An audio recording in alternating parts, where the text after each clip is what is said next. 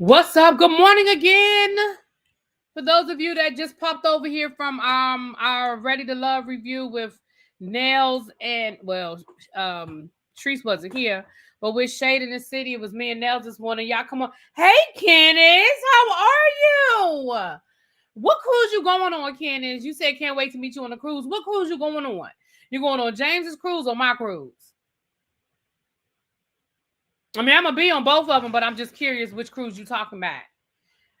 Hey Ravine, what's half pen? I was gonna say half pint, Lord. Hey, half pen, Danielle, Brandon, Quake, Cajun. Hey y'all. Hey. Jane. Okay, I can't wait to meet you either. I'm definitely gonna be on the ship. It's gonna be a fun time, y'all. We are gonna have a good time. We're having us a good time. I don't know. I just made that song up. I don't know what song that was. So y'all come on in, you guys. Let's get into this Love and Marriage Huntsville because I gotta go run some errands.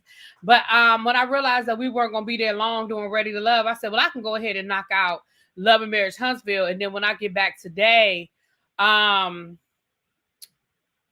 I'm see if I can get y'all something else this afternoon, but y'all know I gotta get ready for work tomorrow, child. All that good stuff. But you said James's cruise is more than yours. For some reason, I may need to look again. It is more than mine. Number one is it's another day. It's a 4-day cruise instead of a 3-day cruise. Also, is with Virgin. Virgin is more expensive than Royal Caribbean. But with Virgin, you don't have to pay extra for Wi-Fi, and theirs includes sodas.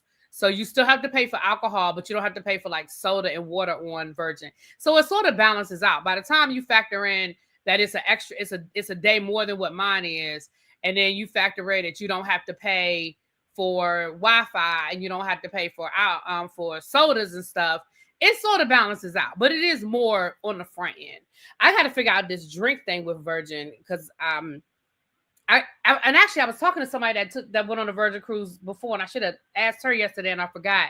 But now I have my pineapple ready. I see you. But I got to figure out this drink thing because they don't have like a drink package per se.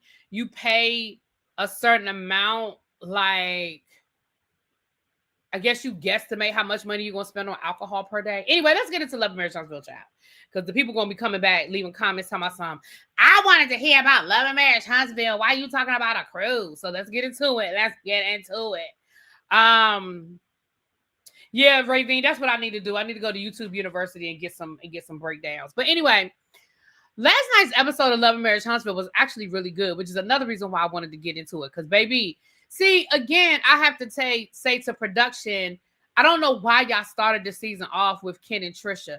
This is where y'all should have started the season off. The majority of us, and when I say us, I mean people who have been watching Love and Marriage Huntsville, the majority of us really cared about this storyline. The majority of us didn't give a damn about Ken and Trisha. I don't know why they started with Ken and Trisha. Like, I understand wanting to give us the more juicy stuff. You want to keep people watching, but you should have given us some breadcrumbs or something. In that first episode, bringing Miss Wanda back for that 5 minutes to talk to Marceau to give us basically a rewind scene that we've seen a million times when it comes with Martell. I mean Marceau and yeah,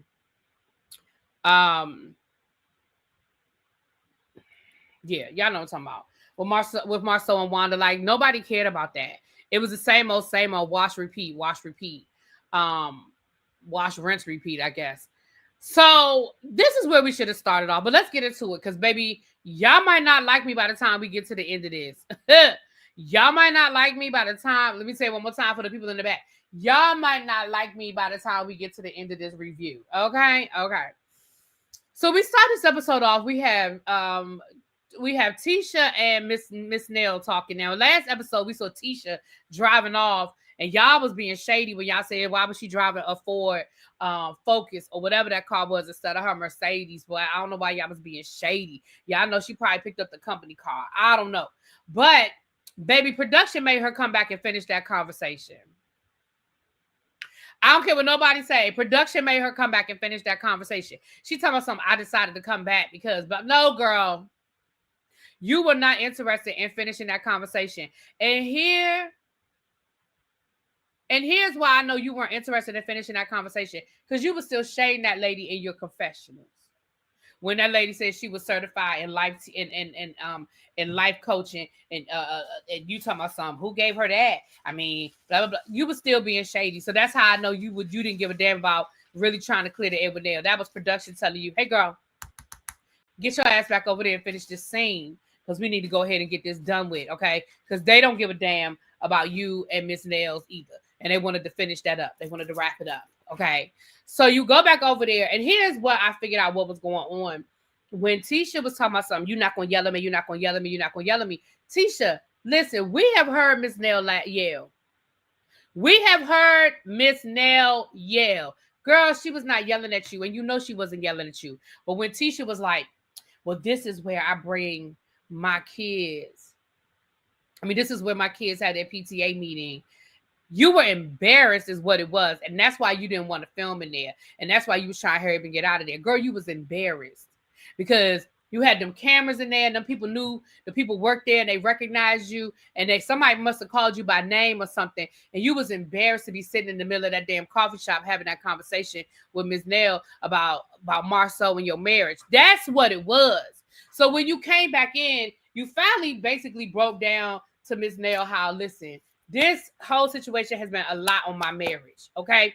It's been a lot on my marriage. It's been a strain even to this day. So Tisha, you said something that I don't know if you meant to tell us, but you let us know that this is actually affecting your marriage, or it has affected your marriage, which y'all been trying to act like that y'all marriage was so above everything, and y'all didn't have no issues, and this wasn't really, y'all was Teflon, and y'all had up the steel curtain, and nothing was penetrating y'all's relationship. But you letting us know, no, it actually was, and is, and still is, which tells me that you absolutely watched that video. You watched that interview. That's what it tells me.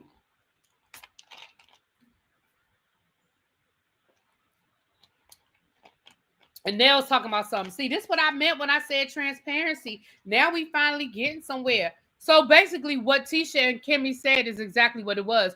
You want them to come down here and talk about the infidelity and this. Like, you want them to air their dirty laundry because you chose to air your dirty laundry.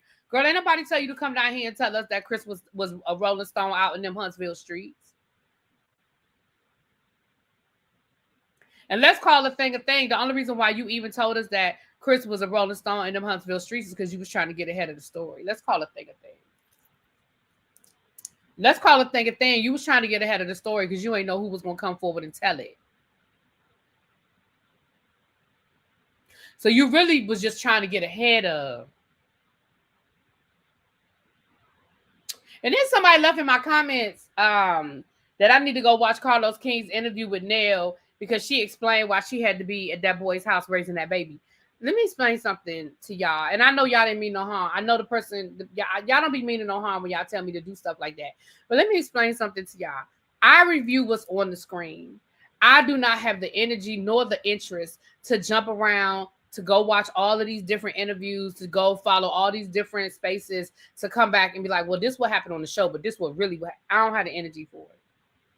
Now, if you want to clear up that edit, then you can come down to the reunion. I don't know what to tell you, but I don't have the energy to be going around, especially Carlos King. No disrespect, Carlos, but especially over to Carlos King, because again, sir, you're the producer. So if there's a story that needs to be told, tell it.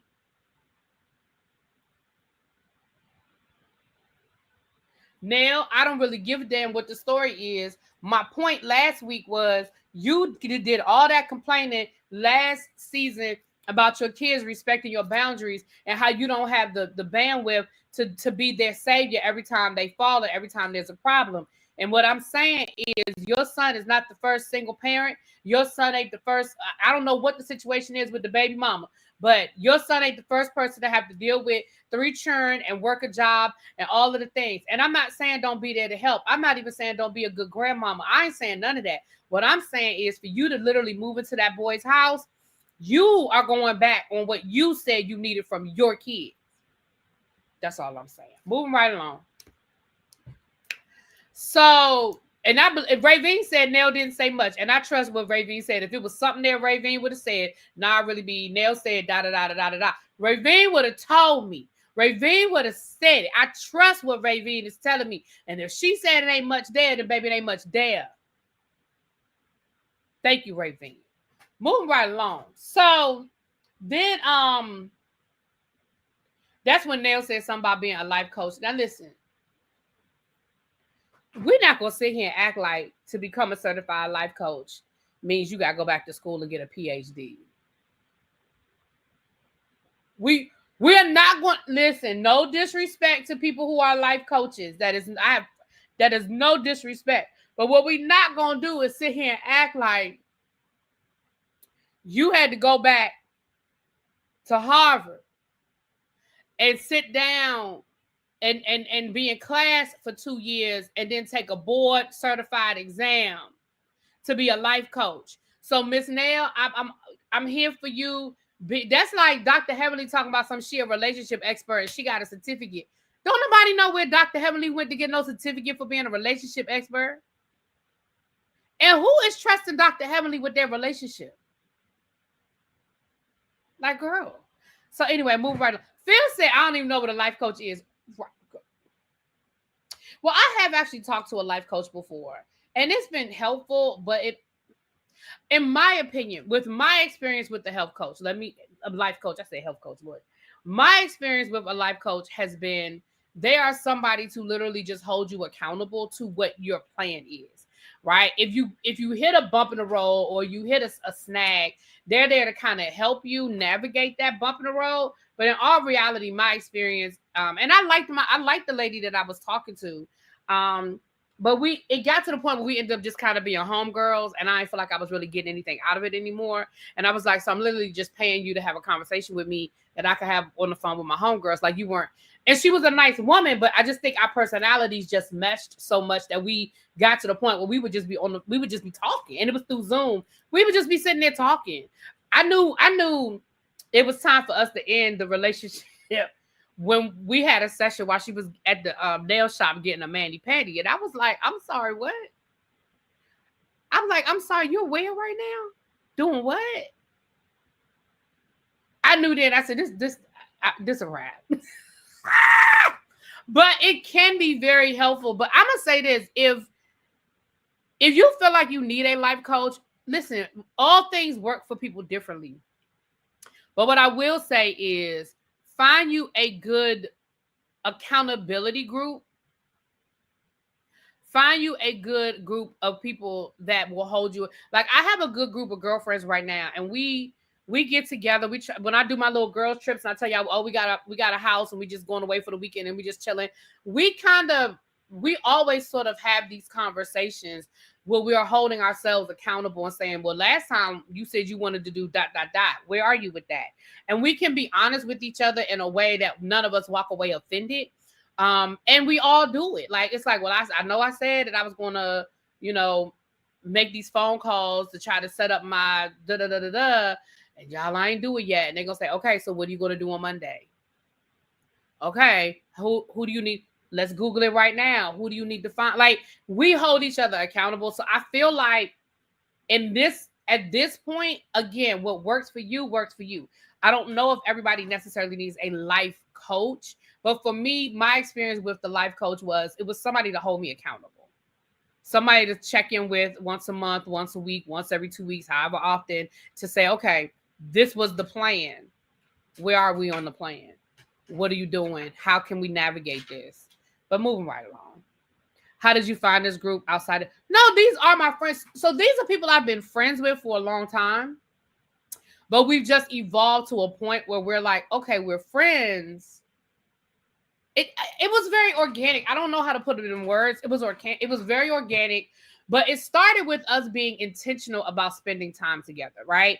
All of us are busy. All of us live in different parts of, we all live within like a 3-hour drive of each other, but we don't all live right there together.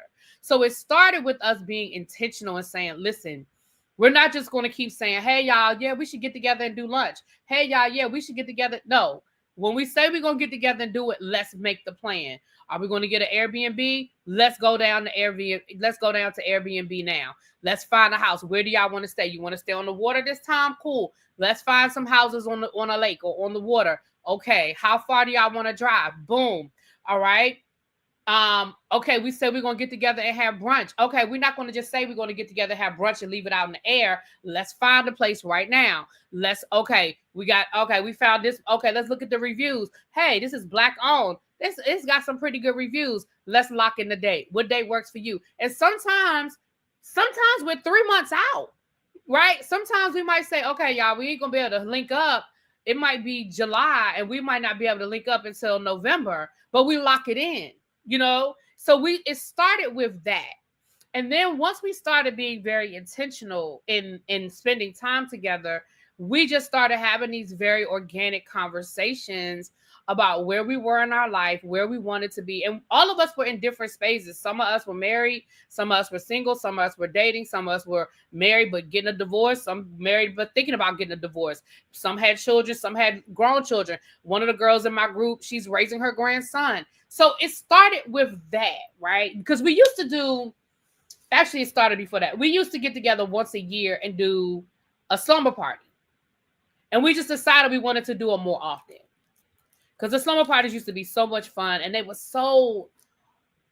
they were just really therapeutic. Because we literally would just sit around. We would play games and wear our pajamas and do all of that kind of stuff. But we used to have some of the best conversations. Just some of the best conversations. And we just decided we wanted to do it more often than once a year. That's what it was. Honestly, it was very organic. It was very, very organic. Exactly, Ravine. It definitely gives perspective. Mm-hmm. Yeah. All right, so let's get back to this episode, child. So y'all done had me turn left and going right and upside down. So the next scene we have Maurice and we have Kimmy. Y'all, listen.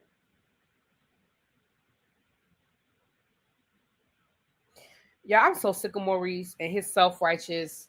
Listen, Melody had it right when Melody talked about him and his Martin Luther King speeches. Maurice really thinks that he's the smartest person in the room. And he honestly thinks that the rules just don't apply to him. Like, oh, I know that happened to you, but you know how you could have done it differently? Because it would have never happened to me because I'm this and I'm that. See, Maurice really thinks he's the smartest person in the room. And actually, if we're gonna tell the truth and shame the devil, the smartest person in the room, I know y'all don't be liking to hear it, but the smartest person in the room is Marceau. And that's why I like Marceau. And I ain't saying that Marceau is the nicest person in the room. I'm not saying Marceau's the best husband in the room. I'm saying Marceau is the smartest person in the room because listen. Marceau's way of dealing with, let's just keep it to Martell. I'm not going to feed the beast. Y'all heard, I don't want to jump ahead. We'll get to that when we get to the Martell part of it. Maurice wants to go talk to Martell. And Kimmy's attitude is, why? Why? What do you think you're going to get out of Martell? Martell has gone down to the internet and found this woman to tell these stories, whether they're true or not. We're going to get to that later. Whether these stories are true or not, you done found this lady to tell these stories. What is it that you get? What do you think you're going to gain from having a conversation with Martell? And what Kimmy said was really, really valid. Kimmy was like, listen, Martell thought he had the best situation, and he never understood why you and Marceau had, came home every night. And you had to listen to what Kimmy was saying and then go back to the stuff that Martell used to say. Y'all remember, and listen, don't nobody yell at me. Let me finish my point before y'all start yelling at me about Melody, okay? Remember when Martell used to say how Melody was too busy out running around and building up her business and being, not in a bad way, but like speaking engagements and doing this and doing that. And she didn't have time to take care of home, and she didn't have time to cook dinner, and she didn't have time to take care of him. Y'all remember when he used to say all of that? Remember when he used to say all of that? Well, Kimmy was like, Martell never understood why, even though he had in his mind the best situation, he was making more money at one point. He had, all these things going for him, but he didn't feel like he could come home to a hot meal and he could come home to Melody and some lingerie or whatever the situation was. And fast forward till now, where he's not even married anymore. And not only have we all been able to maintain our marriages, but we're prospering, we're thriving. See, that is where Martell is. He's stuck in that space of, but I thought I had the better situation and I thought I had the better man. I mean, the better marriage. And now here I am, single with no marriage. And these people that I thought I was better than, that I always thought I was above them, now look at where they are. They're not only are they still together, but they are thriving. They are prospering.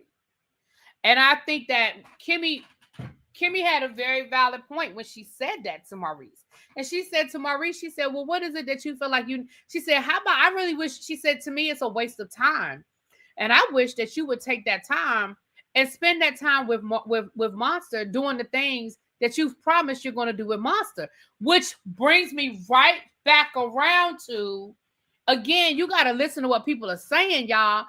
So basically what that brings me back around to is, Maurice, you're not doing the things you need to be doing for your own child.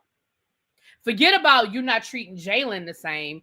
Now it sounds like you're not even being consistent and doing the things you need to be doing for your own child. Remember when this was going on, Monster, I know y'all hate that nickname, but child, he was a senior in high school. He was playing football. He was doing a lot of things that y'all know how seniors in high school go.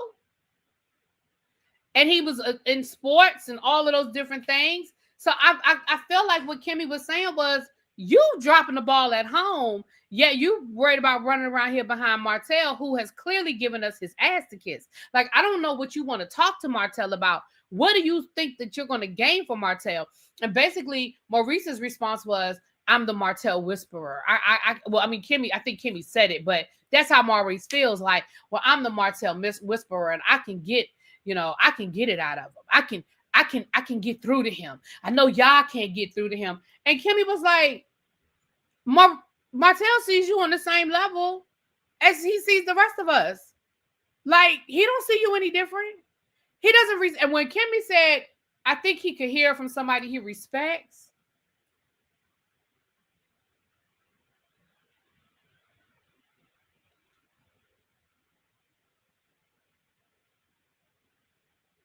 I said, ooh. So that was Kimmy letting you know that Martell don't even respect you, man. Martell doesn't even respect you, sir. That was Kimmy way of letting you know. Martell don't even respect you.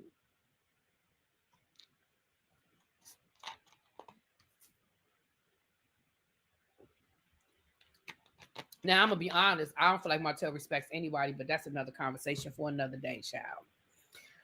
So then we get over to Letitia and her infomercial in her living room with her daughter and her hair products. Listen, let me tell you something. I ain't mad at you, Tisha. The purpose of being on these reality shows is to make some money, to create some brands, to create some businesses. Because Lord knows that most of these reality shows ain't paying y'all money like that, okay? Y'all getting a little coin. Y'all getting a good little piece of coin, but it ain't live for the rest of my life kind of money. So I'm not even mad at you. You created this hairline for your daughter, for the braids and stuff, and you use this opportunity to give us an infomercial. I ain't even mad about it. I'm not even mad about it, okay? Now, the situation is the daughter and Marceau. Baby, that daughter said that mama is my favorite, and basically Marceau is good for me to get money from. Listen, we're not going to make a bigger deal out of that than what it is. She is a teenager. We're not getting ready to sit here and do a whole think piece on the daughter and, oh my gosh, was she being disrespectful? She's a teenager. I think she was being more sassy than disrespectful. I think she was playing up the camera, playing with it.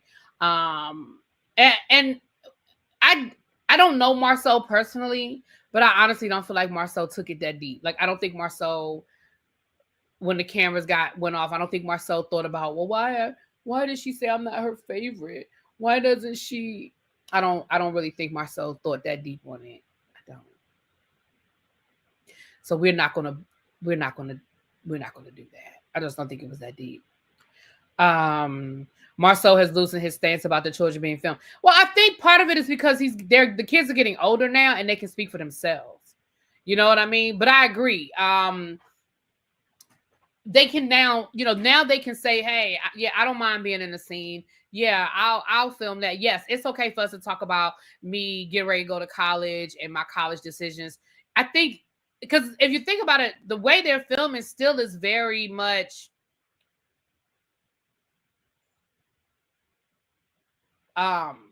it's still very vanilla. Like, they're not getting into any drama, but I agree. Martell don't respect none of them. Hell, Martell don't respect himself. He thinks he does, but he really doesn't. But that's a whole nother conversation. So then they get to talking about, Tisha goes back to her conversation with Nell. And once again, your own husband told you got in that man's face. See, Tisha, this is the shit I be talking about. You sat there and act like Nell was being so unreasonable and so ridiculous, and you didn't get in his face. And your own husband was like, nah, you got in that man's face. Now, he said it nicely, but he basically let you know, nah, you got in that man's face.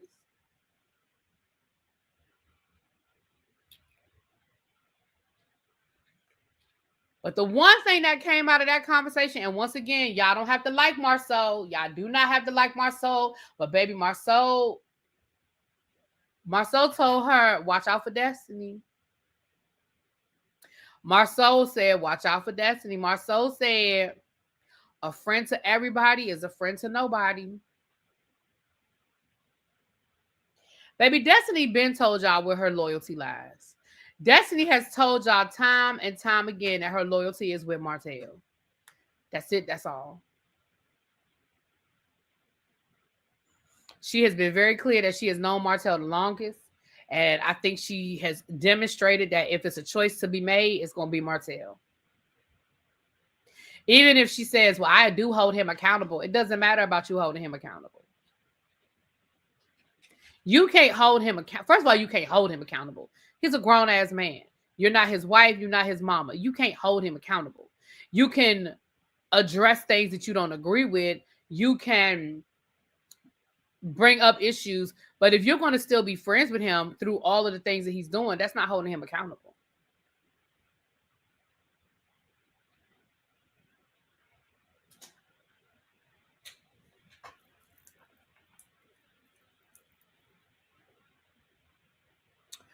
So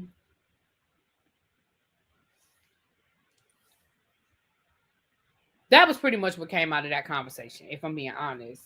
So then we have Nell and Chris Fletcher down to the toy store. Sometimes they just be making up places to film. Why y'all at the toy store? Why are y'all sitting in the middle of this toy store having a conversation about infidelity and arguing with people and child, whatever? So they in the toy store. And honestly, they talking about Destiny again. See, Nell, you one of them mamas that'll be on the news defending your child, even though they got him on videotape committing a crime. And you're the ones that'll be on the news saying, it's a setup. They doing my son dirty. It's because he black. You're one of them mamas. Just like this T Hood person. The video come out of him physically assaulting Kelsey, and you want to come up with all these excuses. But she went back to him. Ma'am, that does not change the fact that your son assaulted that woman multiple times, unprovoked.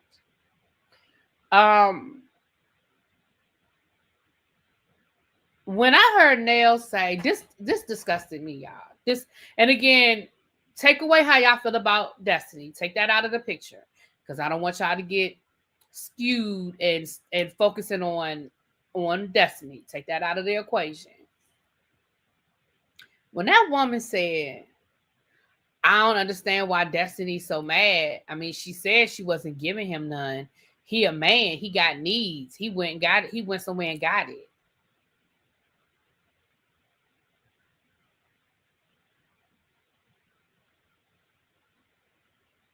Woman, do you hear yourself? I felt like, to me, that let me know the type of person you are now. You are that mother. You are that person. Because again, forget about this being a storyline, whether it's real or not, y'all. Forget about that. Like, forget that. Forget about whether Destiny and this man really slept together or not. Who cares? I don't care. We don't care. But the way that you fixed your mouth to say, well, she said she wasn't giving him any, and he is a man.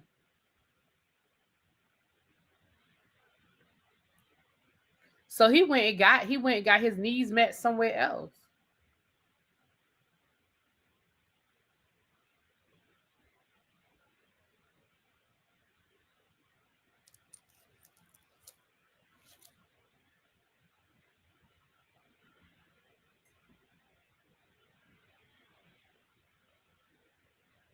Let me say this. Between Nell and Lance,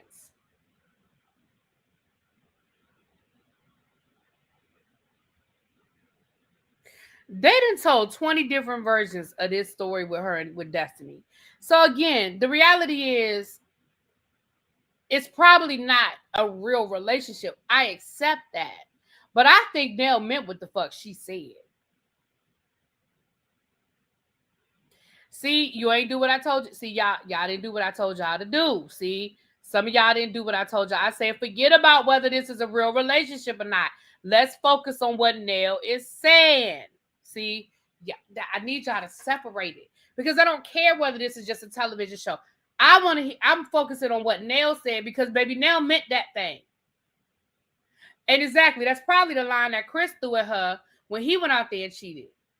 Well, you wasn't, you was busy with the kids, just like Martell. Well, you wasn't meeting my needs. Like, these men with that mentality, it's one thing, but when Nell going to basically defend her son and be like, well,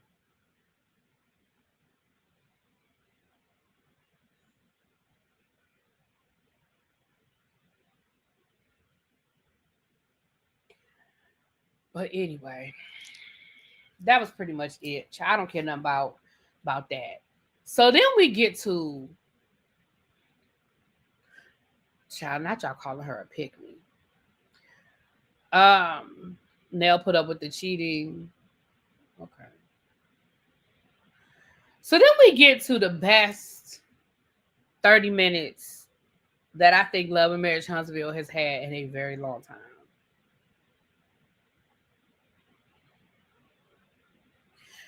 Okay, Auntie Natty said, but I think that's why Nell said it, because she knew it wasn't real. I hear what you're saying, but I don't. I think that's how she really feels. I don't think she said that just for the show. I think that's how she really feels. But I hear you. I hear you. Y'all, so let me say this. This might be the part of the review where y'all gonna get mad at me, and that's okay. And I love y'all anyway. So Martell and Maurice meet up. Martell said, I've been waiting for this. He said, I've been waiting for this. I knew Maurice was going to hit me up about that interview, and I've been waiting on this. So Martell showed up on that bullshit, because Martell already knew what it was. So when Maurice was trying to do this, so how you been? How you doing? He tried to do that old soft talking, slow talking shit. How you been feeling? Maurice was like, Martell was like, I'm fine. I'm good. I've been feeling good. And Maurice was like, what? I mean, you've had a rough year. I just want to make sure you're okay. Martell said, what you mean a rough year? What you mean? I mean, since we came back from Los Angeles, you've had a sort of a rough time.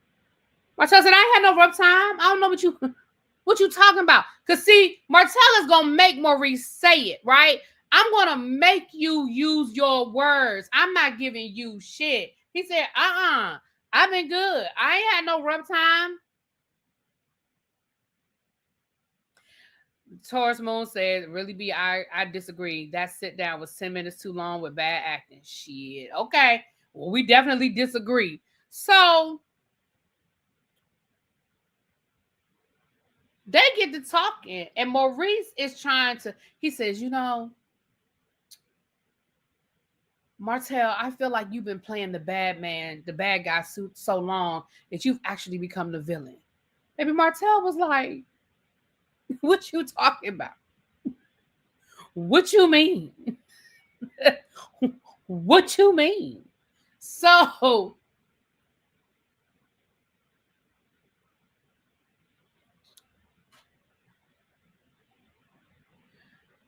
they start after they pussyfoot around for a little bit, they get down to the dirty, right? And what Martell said, this the one thing Martell said that I really do believe. Martell said, I kept waiting for Marceau to reach out to me. He said, the reason why I kept going live and giving the teaser is because I wanted Marceau to reach out to me. He said, I didn't want to put that interview out, but I did feel like my back was against the wall.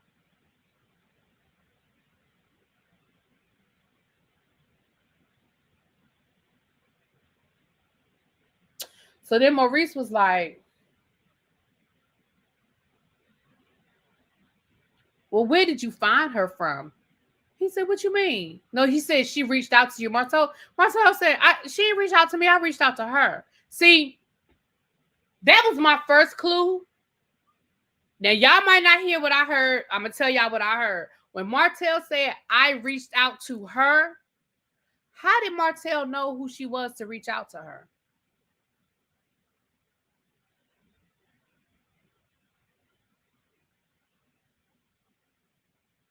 So then Maurice was like, well, how much did you pay her? Martell said, I didn't pay her.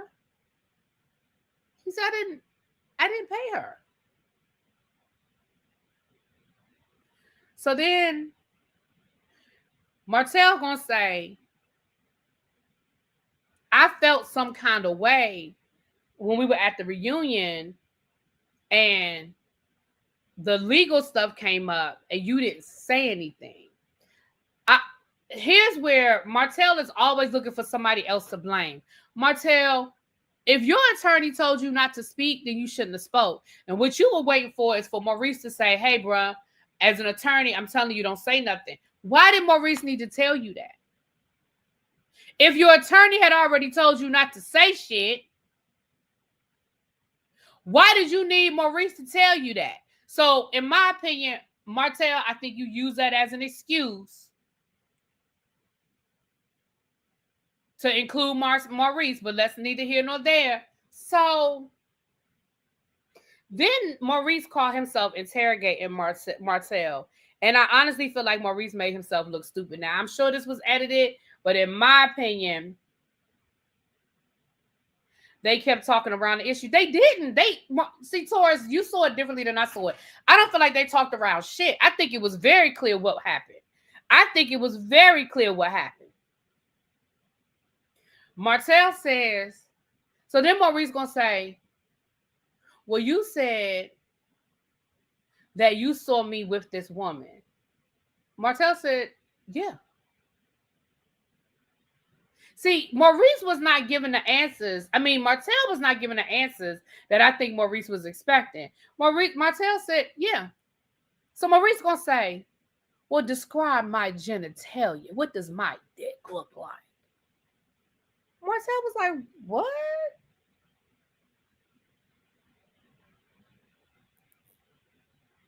What? He said, well, I have some, there's something very, specific about my genitalia. If you saw me with this woman, then clearly you saw it. Describe it. Martell was like, I wasn't getting into all of that. He said, well, you said that you were gambling, which let me know you watched the video, Maurice. So don't sit here and try to come back later and say you didn't watch it, because you did. You watched the video because you know that Martell said that he went gambling in Vegas. He said, I did. I did go gambling.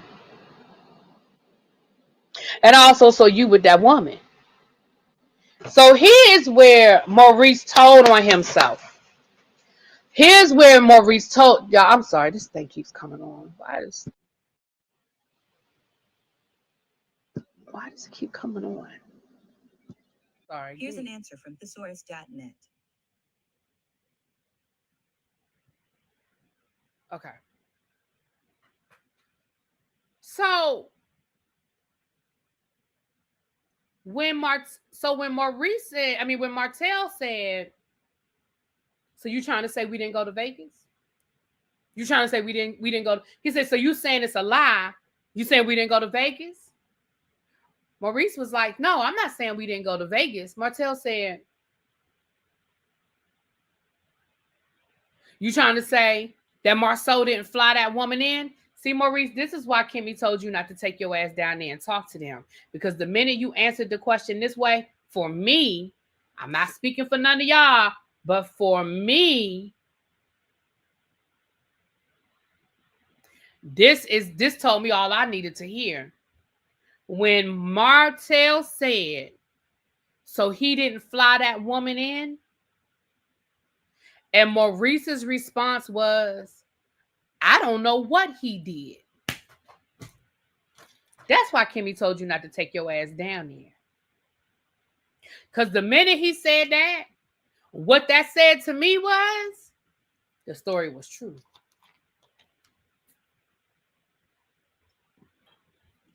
Now, that don't mean I'm right. That means that's what I heard. That don't mean I'm right. I don't know what was true. I don't know who was there and who wasn't there. But if your purpose was to go down there to clear y'all's name, how you gonna throw your brother under the bus like that?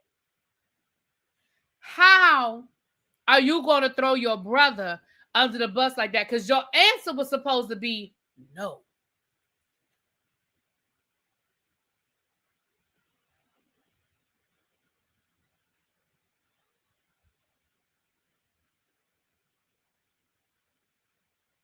The answer was supposed to be an unrefuted no. Me and Ravine, we was down at Freaknik, and somebody say, so was you and Ravine down at Freaknik partying with them Qs? No.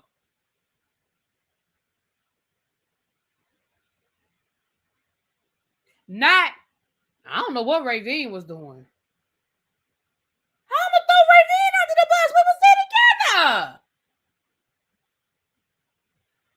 See, that's how I knew. Oh, there is some validity to this story. You know how I knew that there was some validity to this story? Here's where this is what was it for me. This is what was it for me. I'm going to tell you what it was for me. At the end of this, when Martell looked Maurice dead in his face and said, you're an attorney. If I'm lying, sue me then.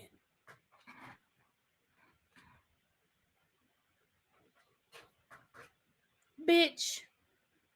He said, you're an attorney.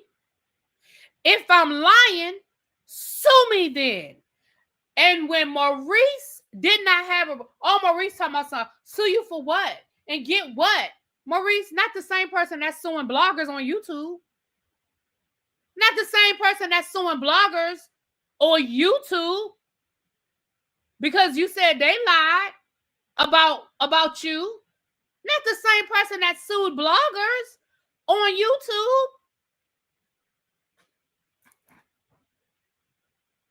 Baby, when Martell said, sue me then,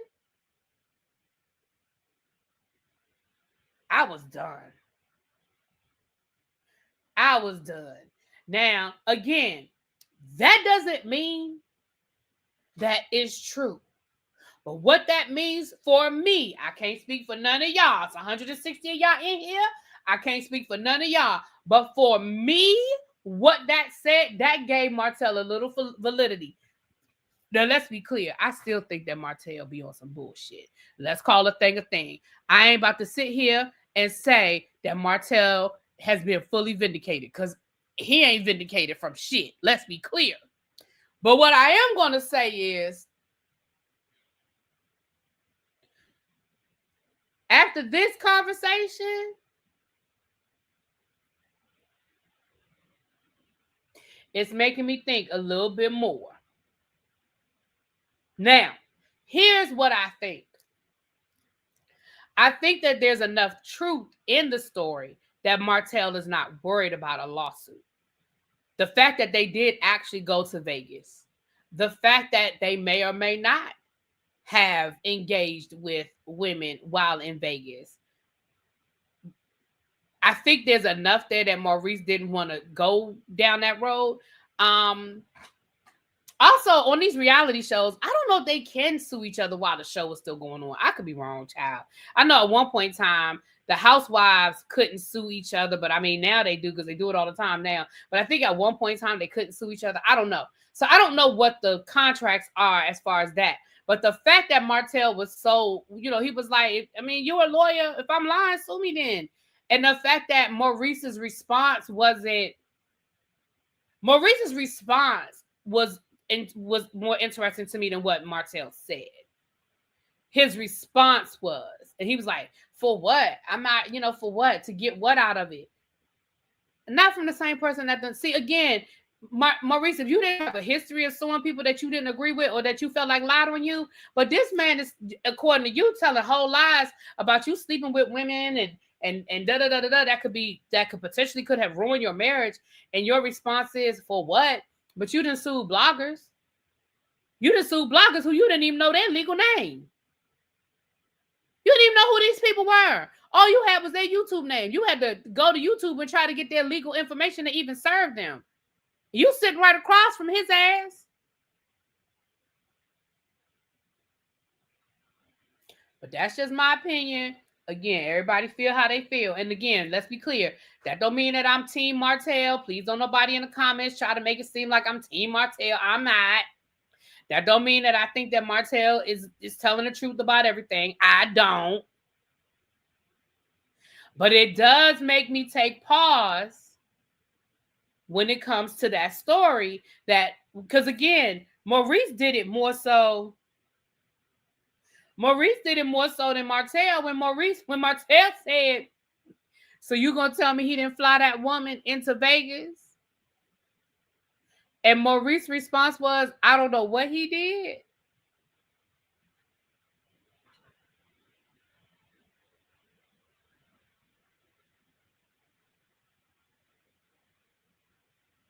Right. He could say, right. He didn't even have to sue Martell. He could sue the woman. He ain't found no lawsuit.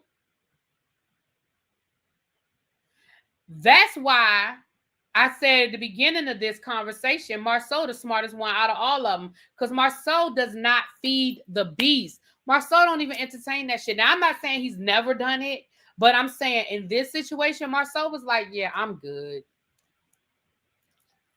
Now, that doesn't mean before the scene, because it is a reality show and production is going to make them have a conversation. So that doesn't mean that Marceau won't respond or won't address it on the show. But pretty certain that Marceau is never going to outright deny or confirm anything. I just don't feel like he is. Now, as for the last part of this conversation, Maurice, you should have kept quiet about this too. He wants to start talking about his DUI. He said, do you know the story about what happened that night? Baby Martell said, I don't want to know. I don't know and I don't care. Listen, Maurice, you should have took Martell's cue. You wanted to tell that story so bad. You wanted to tell that story so bad, and you should have kept that story to your damn self, because it did not help you at all. You telling that story did not help you at all.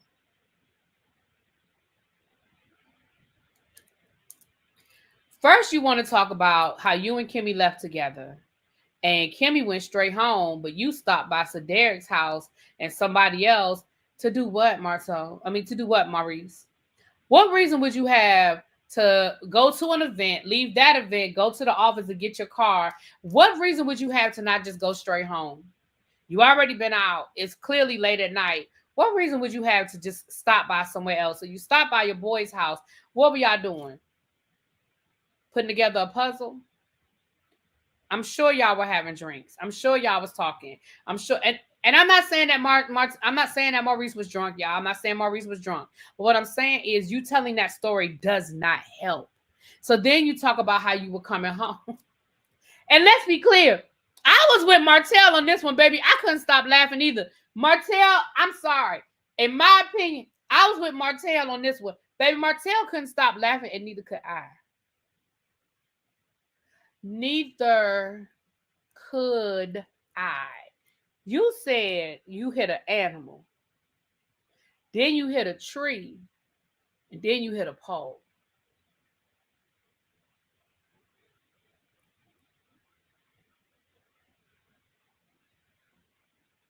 Now, let's be clear. You could have done all of those things. You hit an animal. Now, he never said what kind of animal it was. He didn't say it was a deer. He didn't say if it was a raccoon. He didn't say what kind of animal he hit. He said that he hit an animal. And I guess from the force of hitting that animal, or then he ran into a tree. And then I guess the tree twirled his car around to the point where he hit a pole. But the animal lived. The animal ran back into the woods.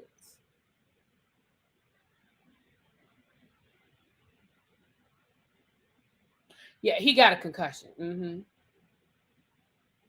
Maurice, I really honestly feel like you'd have been better off just letting us know that the charges got dropped. Like, I feel like I'm going to speak for myself. I'm not going to speak for none of y'all. I'm going to speak for Really B. I was better off not knowing none of that. I was better off just thinking, oh, okay, well, the charges got dropped. Shit happens. Sir, you hit an animal. You ain't tell us what kind of animal.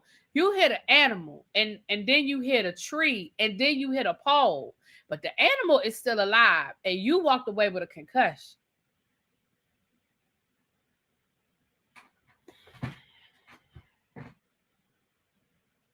That could have happened, because shit happens all the time. Crazier things have happened. Crazier things have happened. So it could have happened the way you said it happened. But what I'm saying is you were better off not telling us the story. You were better off just letting us be ignorant in our version of the story. Because it does not help you, Maurice.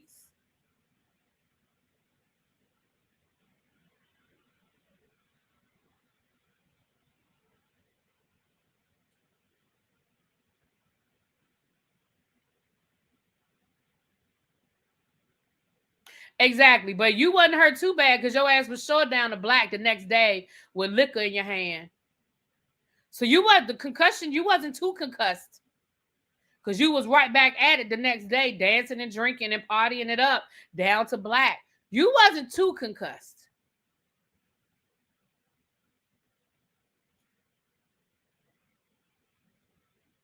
Exactly. Again, the story could be very true.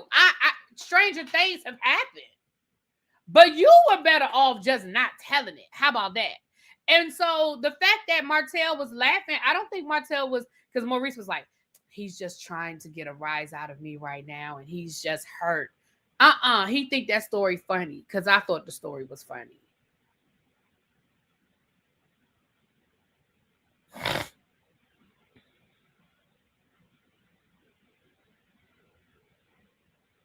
Moving right along. So finally, in this final scene, we have Maurice with Martell and Kimmy. And again, Marcel and Kimmy. I said Martell. Marceau, Maurice, and Kimmy. And again, Maurice is sitting here trying to explain his conversation with Martell and was like, oh, he's just hurt and he's this and he's that. And baby, Marceau and Kimmy are basically like, Marcel said, he said, well, you know, this isn't who Martell really is. I mean, this isn't who he is. And Marcel was like, maybe this is who he's always been. But he's just at a point now where he's showing us who he really is. He was like, I think this is the real Martell. I think the person we were dealing with may not have been the real Martell. Or both things can be true. I said, you know what? Again, Marceau, y'all ain't gotta like Marceau, but y'all can't be mad that Marceau be dropping some gems and this shit be on point and be accurate. Marceau said, listen, maybe he is, maybe this is who he really has been. And like Kimmy said, Kimmy was like, when Martell, all these M's, y'all, I'm sorry. When Martell is a good guy, Martell is a good guy. But when Martell is an asshole, Martell is an asshole. And I think we have seen that because, again, we saw that with how he dealt with Melody. The minute Melody stopped being who he needed her to be and who he wanted her to be, the minute she stopped being that person, we saw how nasty he got with her. We saw the things he said to her, the things he did to her, the way he treated her. But when he was getting what he wanted from Melody, it was all good. That's my life. That's my love. That's my wife. That's this, that. He was getting, but the minute she stopped being that person for him, we saw what he did with her. What he did to her. He still got a criminal case right now he fighting.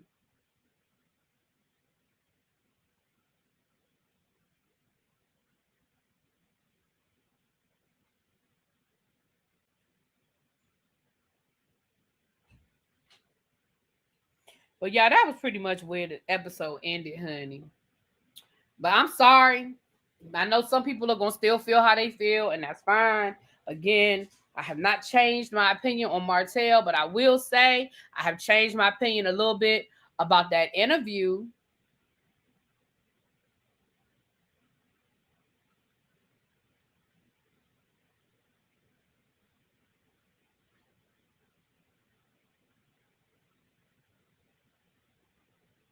I have definitely changed my opinion a little bit about that interview. Anyway, y'all, let me get out of here. I got to run some errands. Depending on what time I get home this evening and depending on what else I got going on, you know, to get ready for work tomorrow, I may or may not be back a little bit later on. But I'm going to try. But if not, I'll talk to y'all later. Y'all have a good evening. Thank you, Nubian. Thank you. Nubian said this is a good review. You hit all the points today. Thank you, my love. Appreciate you. All right. I'll talk to y'all later. Peace.